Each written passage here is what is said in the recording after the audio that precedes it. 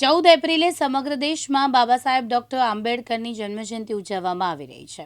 134 વર્ષ પહેલાં ભારતના બંધારણના ઘડવૈયા ડૉક્ટર ભીમરાવ રામજી આંબેડકરનો જન્મ થયો હતો, જેઓ બંધારણ ઘડવૈયા કહેવાયા અને દેશને એક નવી સિદ્ધિ તરફ જવા માટેનો માર્ગ બતાવ્યો। ડૉક્ટર આંબેડકરની 134મી જન્મજયંતિ નિમિત્તે અમદાવાદ સહિત રાજ્યભરમાં અનેક કાર્યક્રમોનું આયોજન કરવામાં આવ્યું છે। ધર્મિષ્ઠાબેન ચોટાણિયા, નગરપાલિકા પ્રમુખ।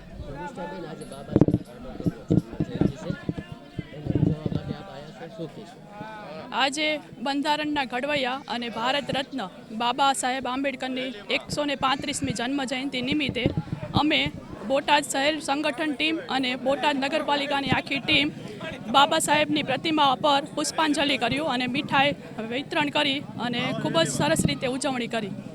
મારું નામ સોલંકી અભિષેક છે। જી બિલકુલ, વાત કરવામાં આવે તો આજે 134મી બાબા સાહેબ આંબેડકરજીની જન્મજયંતિ જે છે તે આજ રોજ છે। તેના અનુસંધાને આજે બોટાદ જિલ્લાની અંદર મહારેલીનું આયોજન કરવામાં આવેલું છે। ત્યારે તમામ જે છે હિન્દુ સંગઠનો હોય, તમામ જે સમસ્ત જે જાતિઓ જે છે, બ્રાહ્મણ, ક્ષત્રિય, વૈશ્ય અને શૂદ્ર, કે જે 4 જ્ઞાતિઓની પરિભાષાને તોડવા માટે જેણે બાબા સાહેબે આખું જીવન જે છે ન્યોછાવર કર્યું છે, તે 4 જ્ઞાતિઓ આજે બોટાદ જિલ્લાની અંદર એક સાથે મળીને ડૉક્ટર ભીમરાવ બાબા સાહેબ આંબેડકરની જે જન્મજયંતિ જે છે તે વધુને વધુ સારી રીતે અને ખૂબ જ બહોળી માત્રામાં લોકો આજે ભેગા થઈને મહારેલી જે છે તે બોટાદ જિલ્લાની અંદર આજરોજ તેની શોભાયાત્રા કાઢવાની છે। વાત કરવામાં આવે તો સવારમાં શોભાયાત્રા કાઢવાની છે, ત્યારબાદ રાત્રે જે છે તે ભવ્ય ભીમ ડાયરાનું આયોજન કરવામાં આવેલું છે।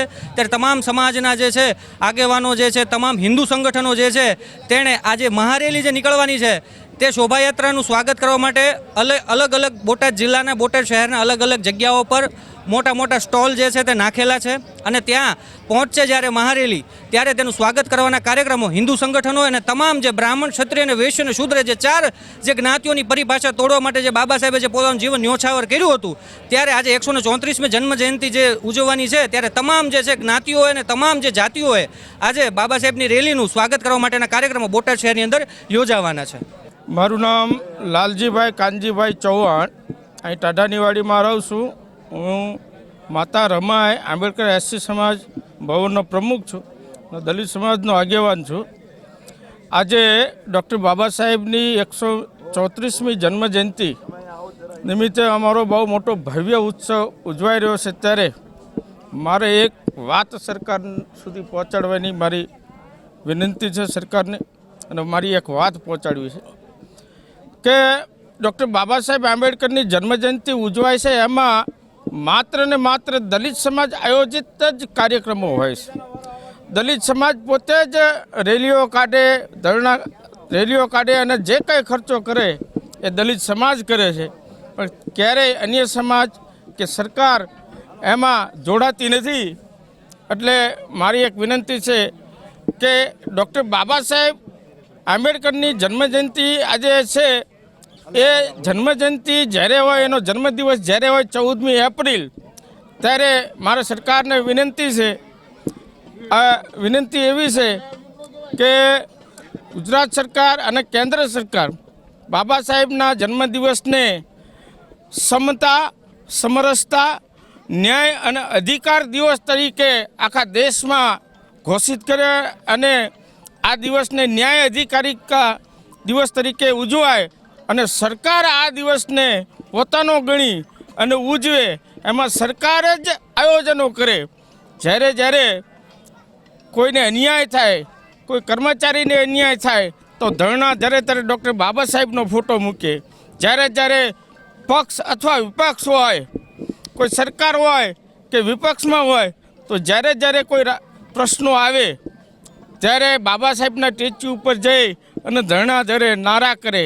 તો મારી વિનંતી છે કે ડૉક્ટર બાબા સાહેબનો જન્મદિવસ એ ન્યાય અને અધિકાર દિવસ તરીકે જો સરકાર દ્વારા મનાવવામાં આવે અને સરકાર જ તમામ રેલીઓ કે જે કાંઈ ડાયરા, ભીમ ડાયરા કે જે કાંઈ કાર્યક્રમો કરે એ કલેક્ટરના માર્ગદર્શન નીચે થાય અને જે તમામ ખર્ચો અત્યારે જે રેલીઓનો અને જે કાંઈ ખર્ચો કરે એ અમારો સમાજ નાનો અને ગરીબ છે, છતાંય 500-1000 ઉઘરાવી અને ડૉક્ટર બાબા સાહેબનો જન્મદિવસ ઉજવતો હોય છે, પણ હવેથી સરકાર જ આ નિર્ણય એવો લે કે આ ન્યાય અને અધિકાર દિવસ તરીકે જાહેર કરે અને સરકાર જ આની ઉજવણી કરે.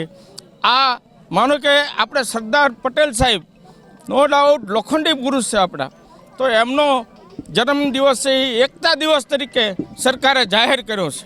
અને જ્યારે કોઈ એકતા દિવસે કાર્યક્રમો થાય તો એ કલેક્ટરના માર્ગદર્શન અને સરકાર જ આયોજિત હોય છે. તો મારી વિનંતી છે કે ડૉક્ટર બાબા સાહેબનો જન્મજયંતિ સરકાર કેમ ન ઉજવે? સરકારના ખર્ચાને સરકાર જ જાહેર કરે, આવી મારી વિનંતી છે. અને આ વાત સરકાર સુધી પહોંચે એવી મારી વિનંતી. જય ભીમ, નમો બુદ્ધાય. जय भीम, जय भीम, जय भीम, जय भीम. जब तक सूरज चांद रहेगा बाबा तेरा नाम रहेगा. आज रोज भारतीय जनता पार्टी ना सौ कार्यकर्ताओं द्वारा आमोद शहर અને આમોદ તાલુકાના સૌ કાર્યકર્તાઓ દ્વારા બાબા સાહેબ ભીમરાવ આંબેડકર સાહેબની આજે જ્યારે જન્મ જયંતિ છે ત્યારે સૌ કાર્યકર્તા દ્વારા બાબા સાહેબને ફૂલહાર ચડાવી પ્રાર્થના કરવામાં આવી. બાબા સાહેબે જે સંવિધાન ઘડ્યું અને એ સંવિધાન આજે ભારત દેશની અંદર સૌ લોકો એ સંવિધાન નીચે આગળ વધી રહ્યા છે, ત્યારે આજના દિવસે હું આમોદ તાલુકો અને આમોદ શહેરની તમામ જનતાને હું ખૂબ ખૂબ અભિનંદન પાઠવું છું. આપણે સૌ સાથે મળીને બાબા સાહેબના વિચારોને આગળ વધારીએ. બાબા સાહેબે જે સંવિધાનમાં કહ્યું છે એ સંવિધાનને લઈને આપણે સૌ સાથે મળી 2047માં જે મોદી સાહેબનું સપનું છે એક ભારત શ્રેષ્ઠ ભારત, એ સૂત્રને આપણે સૌ સાર્થક કરીએ. ત્યારે આજે આમોદ અને આમોદ તાલુકાના સૌ કાર્યકર્તાઓએ જ્યારે પુષ્પાંજલિ અને ફૂલહાર કરી બાબા સાહેબને જે નમન કર્યું છે એ બદલ પણ હું સૌ કાર્યકર્તાઓને ખૂબ ખૂબ અભિનંદન પાઠવું છું, શુભેચ્છા પાઠવું છું. અસ્તુ, ધન્યવાદ. વંદે માતરમ.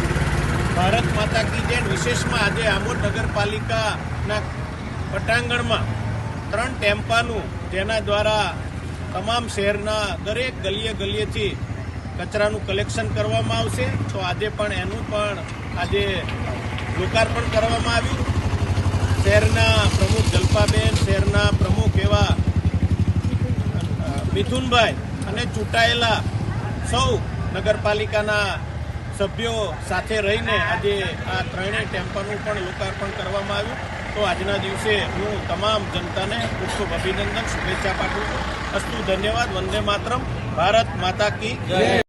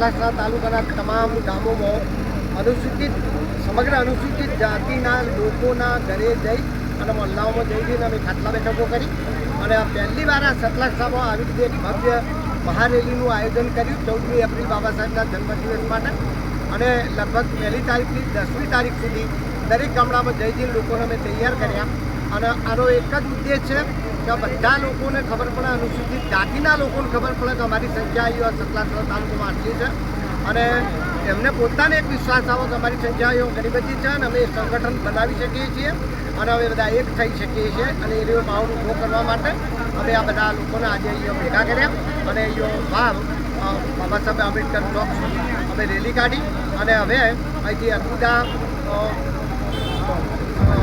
હોલની અંદર એની મિટિંગ કરવામાં આવશે અને ત્યાં બાબા સાહેબનું સન્માન અને વિદ્યાર્થીઓનું સન્માન સમારંભ કરવામાં આવશે અને બાકીની ચર્ચાઓ અમે ત્યાં કરવાના છે. શું દુનિયાને અને સતલાસણા અને મહેસાણા જિલ્લાની પ્રજાને શું સંદેશ આપવા માગો છો? હવે મહેસાણા જિલ્લાની સમગ્ર પ્રજાને સંદેશ આપવા માગીએ છીએ